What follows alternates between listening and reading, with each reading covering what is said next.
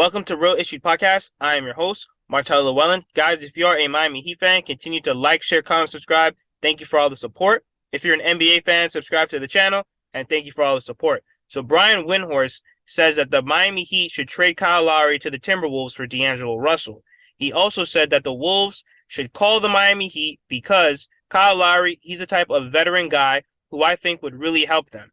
And I think that the Heat might be interested in getting out from that contract that Kyle Lowry has. Now, I will say from the beginning, I really wasn't too fond on Kyle Lowry. I didn't like his attitude when he came to the Miami Heat. He pretty much told Pat and Spo that he's not really into the whole working out thing. He's not a culture guy. You know, we all know that when you come to the Miami Heat, you have to work hard.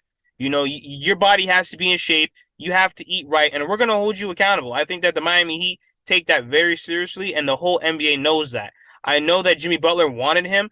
I know for a fact that the Miami Heat front office, Kyle Lowry was not their first choice. However, when you have a superstar, sometimes you have to appease to your superstar and Jimmy Butler. So we got Kyle Lowry because of Jimmy Butler.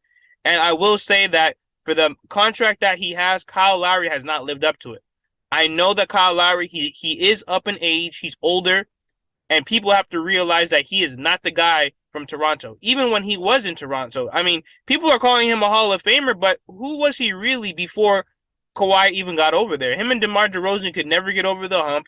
They would always choke in the playoffs. So when Kyle Lowry came here, I will say he did help our offense in terms of speeding up the process of how we run our offense, but that was only for a few games. But in my opinion, I don't think Kyle Lowry has really been a good fit for the Miami Heat. I definitely don't like how he really doesn't show up in games. He's ending games with 0 points, 3 points, 5 points, and I'm not saying that he has to be at 18 points and 20 assists. I'm not saying that at all, but we just need you to be a veteran point guard. We need you to set up this offense, get guys open shots, get guys good looks.